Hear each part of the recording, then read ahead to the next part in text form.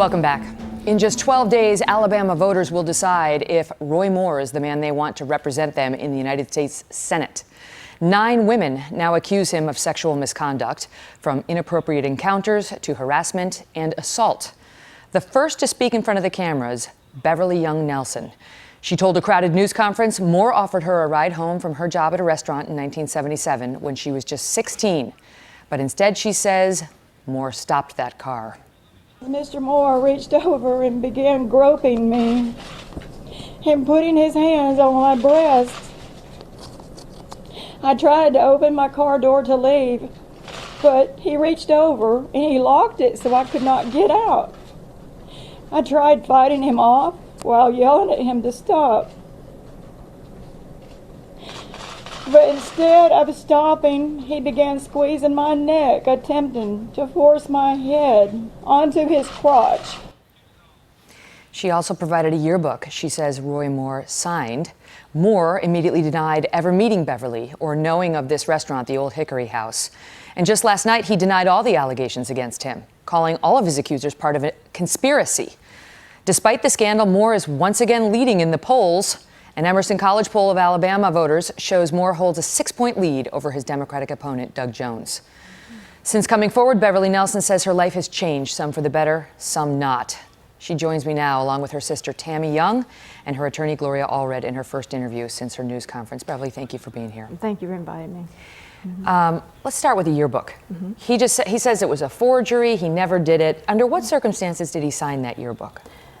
That yearbook was laying on the counter where I worked, and he saw my name. My name is imprinted on the front.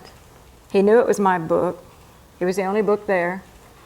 And he asked me if he could sign it. I said, sure, sign it. May I? Is this before or after the alleged assault? This is before the incident took place. Okay. Where is it? Right here. Now, he claims he never did it, he never signed it, this is a forgery.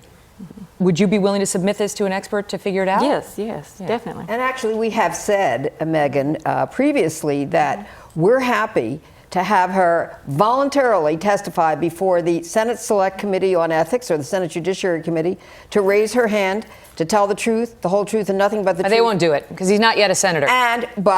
And we also said as long as Roy Moore is subpoenaed to testify as well, to raise his hand and take the oath. And by the way, no, they could do it. And I wrote a letter to both of those committees and asked them to do it. And I checked with both a Republican and a Democrat. And I can tell you a very leading Republican, former congressman, chair of the House Rules Committee, David Dreyer. And I said, could they have had a hearing right now before the election? And he said, absolutely, they could choose to do that. They don't want to. They don't want this headache. That's true. Exactly. Right now, this headache belongs to the voters of Alabama, and he is winning in the polls at the moment. You came out, you gave that full recitation of what you say happened to you. Are you stunned to see him 6 points up? I am stunned, totally. I mean, what does it mean to you if he actually wins this race? I'm actually going to be scared. I'm going to be scared. I feel like I may have to, move. Has anything happened to you since you came out as an accuser? I'm being followed, by some people. I have to be very careful wherever I go. You, Tammy, are Beverly's sister. Yes. She says she told you about what happened with Mr. Moore. He was a well-known DA when this allegedly took place. 2 years after? Yes. And what did she say to you at the time? She told me that her ride didn't come to pick her up that night, and that Roy had offered her a ride home. And she thought because he was an attorney that it would be okay. And she got in the car, they drove around, and he parked it in the back. And that's when the assault happened. And he was trying to take her clothes off. And She told you this back in 1979. yes, it was 2 years after it happened. So you've known for all this time. Yes.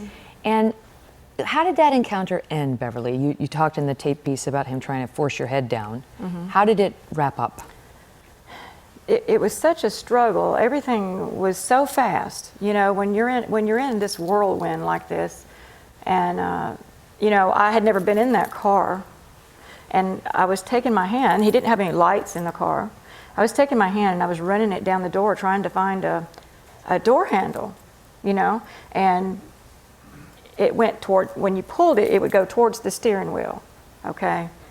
So I kept pulling and pulling. He had already reached with his other arm around me trying to get to that door lock while I was fighting him off with my other hand, you know, and I don't know for sure if I am the one that opened the door or when he was pushing me that I actually landed on the pavement. But he didn't care. You know, he took off. He burnt rubber and left me on the cold concrete in this dark parking lot at 10:30 at night by myself. I was only 16. Mm-hmm. Did you tell anybody at the time? No, I was terrified. Because he threatened me. He told me, you know, he said, you are just a child. And he said, I am the DA of Etowah County. And he said, no one's going to believe you. We're back now with Beverly Young Nelson, who accuses Roy Moore, U.S. Senate candidate, of assaulting her when she was just 16 years old. Beverly, you know Roy Moore says it's a political hit job, not just by you, but by all of his accusers and by the media. Are you a political person? I am. I vote Republican. You vote Republican? Mm-hmm. And have you always voted Republican? Is that pretty much? Which Roy Moore is. He's running as a Republican. When he ascended to higher office, he's on the highest court in Alabama. Right. Did you think about coming forward then? You really do not know how many times that I watched him every time an election would come up. My husband of 13 years would say, you know, you really need to do something. You have got to do something. And I would tell him, you know, I'm the only victim. At that point in time, I thought I was. And I just didn't think I had the strength to be that first and only victim. And when these other 4 girls came before me, I knew at that point that I needed to stop this, okay, because he didn't need to go any further. You know how Alabama's a deep red state. Exactly. And you know they're looking at Doug Jones and saying, I don't want a Democrat representing Alabama in the U.S. Senate. You as a lifelong Alabaman and a Republican, what do you want them to know? You know, I always feel like, you know, you vote for the man that can do the job, the best job, you know, because you could find this incident in Democratic Party, Republican Party just as well. You know, and you know, I feel like, you know, if I go and vote, I'm going to just write in something. I'm not you don't want Doug Jones. I'm not going to vote for either one. By the way, they're both Trump supporters as well. Both of you. Yeah. Both of them, and that's really important. But I want to say, looking forward, if, as and when he is elected, then for sure, Megyn, the Senate Select Committee on Ethics is going to have to do a hearing. And that's the time that she is going to voluntarily testify. And also, we're going to ask that her other witnesses that she told, of which there are many we haven't said who all of them are, be permitted to testify. That's when Roy Moore is going to be forced to stand up and take the oath. And I just hope that he has the courage that women have to tell the truth about their lives. He needs to tell the truth about his life. I don't know if he's going to try to take the Fifth Amendment or not and decide that he's not going to testify. I hope that he will testify. We're ready for that hearing. It's long overdue. Last question. What do you want to say to Roy Moore? I would like him to know that he doesn't control me anymore. And my family can even tell you that since I've come forward, that I have virtually just woken up as a different person, you know, and I'm just so happy that I don't have to carry that anymore. And she's so fortunate to have her wonderful sister, who she's told about this many times over the years, to come and to support her. She knows her. And how do you feel about the truthfulness of your sister? I'm just so proud of her.